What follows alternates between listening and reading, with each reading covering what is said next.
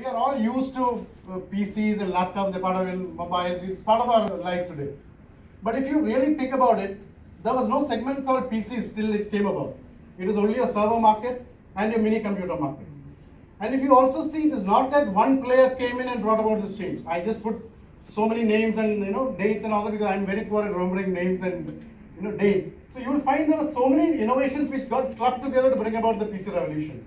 You have the modem, you have Apple graphical interface, World Wide Web, so many things.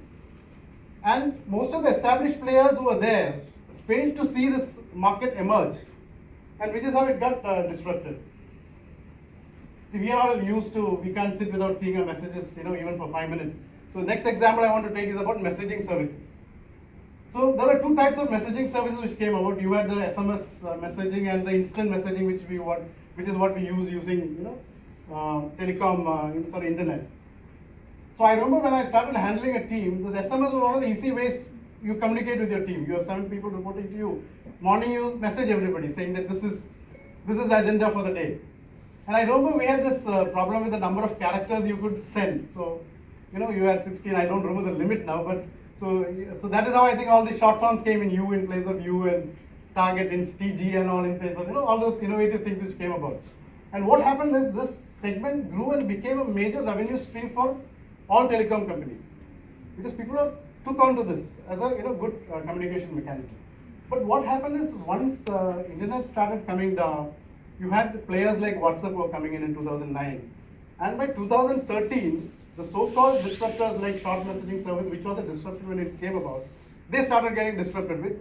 Today, we hardly any of us use SMS. We only use a WhatsApp so this is probably an example of where a disruptor has got again disrupted on its own.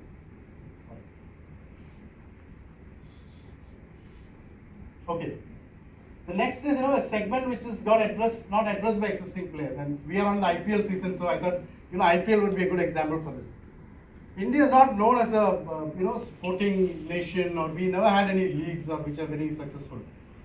So when this IPL got conceptualized, there are a few things which people did differently. One is they got a lot of these big industrialists to invest into the league, which brought a lot of money power into the league.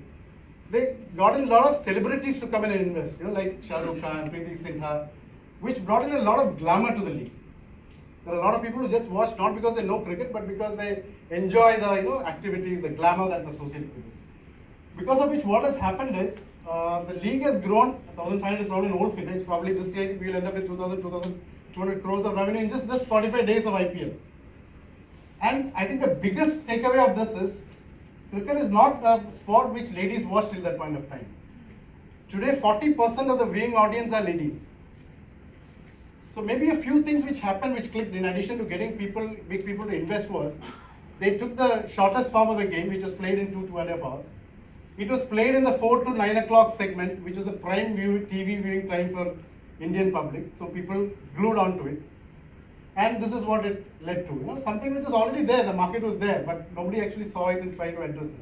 And what has this led to? It has led to leagues in all sports. You look at tennis, you have a sporting league, you have badminton, you have a league of soccer. ISL, I think, is the 5th biggest league in the world now.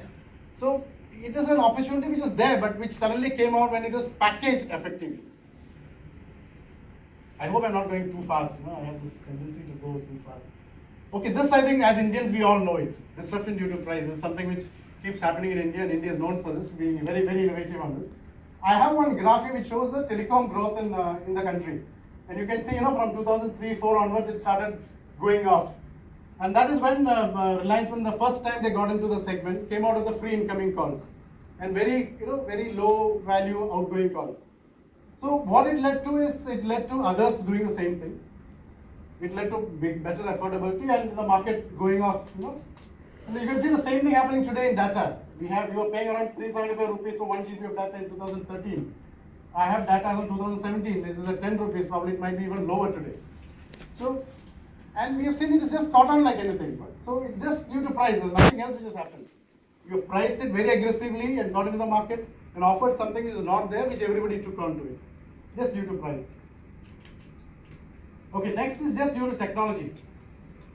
And here I'm taking, app-based taxi services over there. See, India, if you see, we have never used to taxi services for intercity travel. We use an auto maybe to travel within cities we used to do as a this thing. Maybe in metros we had, like Bombay we had taxis. So what have these players come and done? They don't own any fleet, they don't even own one vehicle. The only thing they've come and tried to aggregate whatever facilities were there and brought in a product which made it very comfortable for the customer. So today when you want, I'm sure all of you are using it. What does it offer? Ease of booking, it's very simple. There's no, this thing, I remember standing in queue in the railway station to pick up an auto. That was the biggest pain I used to have when I used to do that. Ease of monitoring.